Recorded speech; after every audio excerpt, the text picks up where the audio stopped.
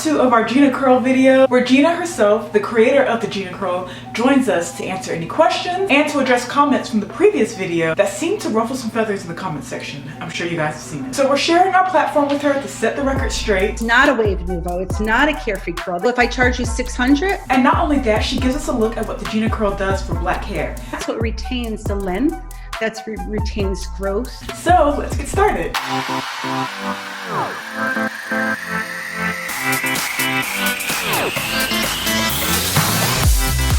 Okay, so we used the questions that you guys sent in. I had to ask the questions in this format because the Zoom video we did, our audio was horrible. Thankfully, Gina's audio was great, so we left that. Yeah, I'll just be asking questions in this like B-roll footage. So before we get to the video, we did ask Gina to explain her background with black hair and how she got started. Yeah, so that's a big question everybody asks me, right? Because I'm white, obviously, Yeah. and I specialize in, women of color and their hair. And so let's go way back to when I went to high school, because I went to a technical high school. And I was going in for fashion designing. I had no desire to do hair at all. I went to school and I went through fashion designing. We had to go through all the trades, and I went through hairdressing. And I started doing my friends' hair, and they were black. I was like, wait a minute, and I loved it. I just loved it. I was able to put a curl in and it stayed. I just loved everything about it. So when I came out of hairdressing school, that was a long time ago, 1976. And so the salons were not integrated at all. Okay, so the black shops wouldn't hire me, and the Caucasian salons didn't do black hair. And so I hated it, and I left. I wasn't going to do it anymore.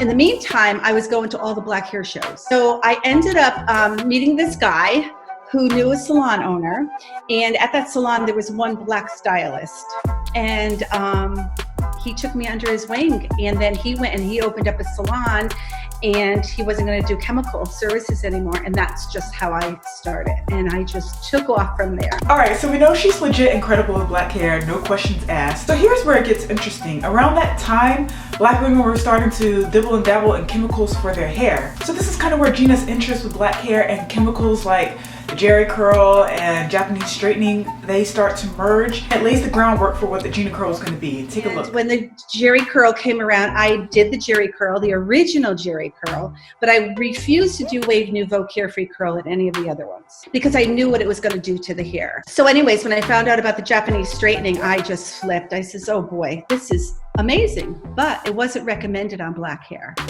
So my clients were like, big deal. You learned this new technique, but it's not for our hair. And I just said, you know what, don't worry, because I'm going to figure out a way. And I did. I figured out a way how to do their hair with this Japanese straightening chemical, which is amazing. So if you guys noticed in the comment section of our last video, you saw a lot of comments saying, oh, this is just another jheri curl and all that stuff. So we did ask Gina to explain what were the differences or what made the Gina Curl unique from other curly perms like the jheri curl, carefree, and wave nouveau. The jheri curl, when the original jheri curl came out, the way the application was, you apply the chemical to the perm rod. So you shampoo, you wind the hair up on the perm rod, you apply the chemical to the perm rod, and then it processes, you rinse, you condition, and then you do the oxidation, which is the neutralizer. When the wave nouveau and carefree curl came out, the way they did it was they rearranged the hair first with the chemical. So they comb through and they work the chemical on the hair. I don't know, I think it was a cream-based formula back then. So it's almost like they relaxed the hair, they opened up the cuticle, okay, and they applied the chemical until the hair was straight. Then they set the perm rods, they set the hair on the perm rods, and they applied more chemical. So, and then they rinsed, conditioned, and put the neutralizer, which is the oxidation liquid, on the perm rod, and that's what forms the curl. Now the problem with those techniques, even the original jheri curl, I did the original jheri curl for years. So when jheri wedding, when it discontinued and wave nouveau and carefree became popular, I wouldn't use those chemicals. I wouldn't use those techniques. I'm not going to say chemical because it's the same chemical. I wouldn't use those techniques. So I continue to use the jheri retting technique. The difference between the Gina Curl and Jheri Curl, Wave Nouveau, Carefree Curl, all the other curls is I do not put the chemical on the perm rod. So there's no way of over processing the ends every time you come back to the salon. The product that I use, the chemical that I use is a cream base and it's heavy. So it doesn't drip onto the ends when you come in for your retouch. I can't put the chemical on the scalp. I could only put it on the hair. And if you come back for your retouch, you're gonna have Gina Curl on the ends, so mid shaft down to the ends, and then you're gonna come in and I'm only gonna work the chemical on the regrowth. So I don't over process the ends every time the client comes back. That's the best thing about it. So I don't have an independent lab, okay? And when my product is developed, which we are working with it now, it's called a material safety data sheet, which I'll have to provide to my clients, okay? Again, it's not the chemical that can damage the hair. It's applying, who's applying, as long as they, if they have enough education behind them and enough experience behind them. If they're not skipping steps to save money, this here is not just taking the chemical out of a box. Woo, okay, she broke it down for y'all. Honestly, we kind of share the same sentiment when it comes to chemicals, because with us being relaxed, a lot of the times chemicals really aren't the issue. It's how it's being applied and how it's being used. But yeah, she's very open and transparent about using Jheri Curl technique initially, but there were still comments, especially from our last video, saying that she was taking credit for something that's been in the black hair community for years. Here's what she had to say about that. I've been doing this a very long time, and like in the beginning of the video, we talked about my love for doing black hair. And it's unfortunate that people don't know me and people are judging me. And it's just like everything else out in the world, right? They're judging their own race for using a chemical in their hair. They're judging me because I'm white doing black hair. It's just a sad world, right? When people judge other people and they really don't know or research the facts. And again, I've been doing this a long time, and I'm not taking credit from anybody because this is such a different technique. There is nothing out there like the Gina Curl. So it's not a Wave Nouveau, it's not a Carefree Curl. The technique is so different. The chemical is the same. I mean, it's better, it's better. It's a cream formula. It takes longer to process, so it's very weak. The pH balance is very low compared to the others. And so it is different. It's not the same. So I am not taking anybody's success and calling it my own. If I love doing your hair, and I'm going to do a good job and your hair is going to retain health, and what difference does it make, what color I am, right?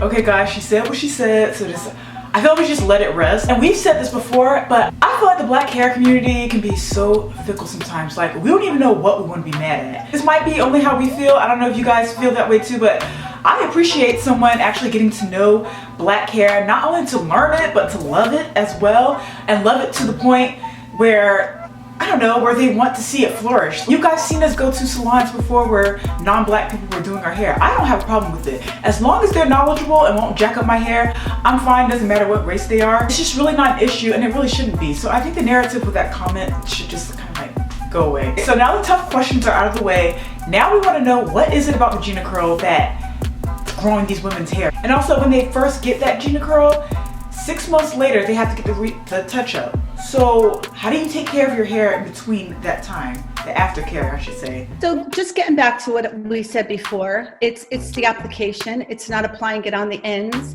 So the ends aren't being processed over and over again. So it's like a split end, right? You have a split end and it just tears up the hair shaft, right? So if you're over processing the hair and it becomes weak and fragile, that's what's going to happen. It's just going to keep shredding up the hair shaft. So I tell my clients, if you don't get a trim every 3 months, your hair is going to cut itself. So it's the same thing with the chemical. My technique is so different. It takes up to an hour to process the chemical. When I wind it, we're not putting chemical on the perm rod. So there's no chemical applied to those ends every time you come back. So that's what retains the length, that's retains growth, and not growth, it's still, you know. And also, I have to say, it's not even the Gina Curl itself, but it's the aftercare. My aftercare instructions are simple. Wash your hair at least twice a week or once a week. But you're gonna wash it once a week with 2 shampoos, because the first shampoo is gonna lift and the second shampoo is gonna cleanse. So always shampoo your hair twice. And then you're gonna wring the water out of your hair before you put your conditioner in. Because if the hair is filled with water, it's not gonna absorb the conditioner. So you're wasting the conditioner and you're not conditioning your hair. So that's one rule. Another rule is combing through your hair twice a week is so important because our hair sheds every day. So it's unhealthy hair that's shedding off. So what happens is it just tumbleweeds into the healthy hair, and then the healthy hair sheds off. So you're allowing your unhealthy hair to wrap around the healthy hair, causing that to break off as well. So combing the hair twice a week with the conditioner on is so important. Here's a question that we got from one of you guys. You said, is it possible to wear your natural curls and avoid the rod stage of the Gina Curl process? Yeah, so that's what I would call the straight variation. So the straight variation, you don't use heat at all. You just go right in with the neutralizer. So you don't use the rods and you don't use the heat, and you go in with the neutralizer. So a lot of my clients that are trying to wean off a relaxer, I will suggest them to do a straight variation. And just for confirmation and curiosity, we had to ask, can anyone, say like us, anyone with relaxed hair, can they get the Gina Curl? Relaxer texturizers have to, so sodium hydroxide has to be cut away. So in order to transition into a Gina Curl, if you have a relaxer, is to come in and get your straight variation to touch up the roots. The only thing is you can't use heat. So once you use heat on your straight variation, then it's breaking the bonds. Okay, so with all that we know so far about the Gina Curl, say you still want to get it. There's that looming question, and it's another thing that was brought up in our last video, but it's that price point. Why is it so high? Okay, if you're working for a company, you're getting sick days, personal days, vacation pay. You're getting 401, you're getting health insurance. We get none of that, okay? But besides that, the chemicals that I use are really high quality chemicals, okay? High quality products. Shampoos and conditioners are, you know, high quality products that I use. I don't skip on anything. My time is so valuable. Anybody's time is valuable. So I have an assistant that works with me at all times, okay? And it takes 6 to 8 hours to do someone's hair. Let's just say, so I do a blow dry, and I do 20 blow dries in a day, okay? And I charge $60 a blow dry. And so that equals up to $1,200 a day, right? So now there's 2 of us. So it's $2,400. Me and my hairdresser could make just doing blow dries. Now, if you think of it, if you go into a salon once a month and you're paying $100 a month to go into a salon and get a deep conditioner and a blow dry, that's $1,200 a year you're spending. So if you average it out, you're coming to me only twice a year. But if I charge you $600 for someone with short hair, the longer the hair, the thicker the hair, of course the price has to go up because there's more product. Everybody, like I said to you before, every single client is customized differently. Sometimes I have 4 bowls on the side of me, 4 different chemical strengths, because one strand of hair could have virgin, down here could be color, the next area could be, I don't know, color and highlights. So we could take our time applying different chemical strengths on every strand, on every section of that hair strand. So it's really customized, really tedious work. All right, now with that breakdown, I understand where she's coming from. You really can't afford to cut corners. I mean, yes, you can get a similar service for cheaper, but it's not that level of care, not that level of attention, and not that level of dedication being put into your hair. Her technique is so meticulous. There's a lot of time, effort, and product being put into this. And speaking of product, she does mention her product a lot and how and the quality of it. So we didn't know if she was going to start selling her own. So here's what she had to say. Yeah, so we're formulating my shampoo and conditioner that's going to go along with the Gina Curl process. And then we're going to, of course, see how that goes. And then I want to definitely do a leave-in conditioner and a curl cream to go along with it. Right now, I recommend highly Milbon products. They're amazing. And what I normally sell to my Gina Curl clients is the replenishing moisture shampoo and conditioner treatment, not conditioner, treatment.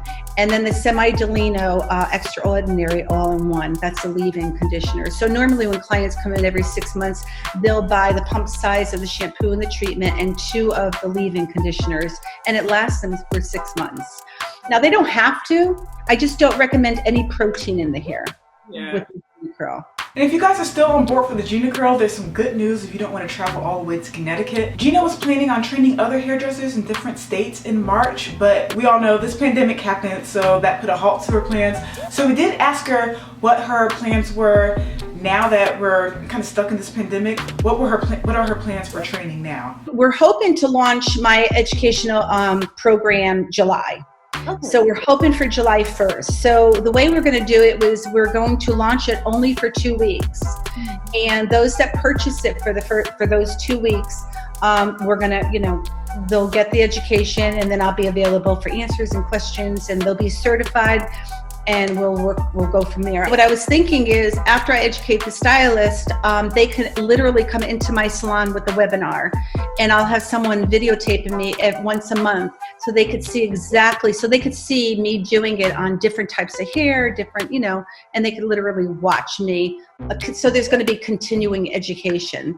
It's not going to be a video I'm going to send out and, everybody can do the Gina Curl. It's not going to be like that. It's going to be intense. We're formulating a whole new website as well. But right now, if they go to the educational tab and fill out that form, once we get all the details together, we'll send them all the information. We also, on our homepage, say you live in Ohio or you live in Alaska or wherever, and I get people all day long asking, is there any stylists in my area, blah, blah, blah. I have them go to that homepage, they fill out the form. I have clients under every state, country, island, just waiting for the Gina Curl to take off in their area. So now when I train somebody in Bahamas, I can give that stylist a list of clients. So like I said before, the stylists are gonna, really start off with the clientele. So any more questions, just put them in the comments below. Gina's really great about answering comments, especially with other videos. So she'll be in the comment section. Also, we'll have her email address below, and she's great at answering emails as well. Yeah, just keep it cute, classy, and respectful in the comment section, and you'll get a response. Gina was so great and gracious to allow us to interview her. And you know what? Sometimes you do have to just kind of go to the source itself, and that's what we did. And we thank her for sharing her information on it, and information that I wouldn't have known unless we talked to her. So thank you so much, Gina. And thank you guys for watching this video, and we'll see you guys next week for another one.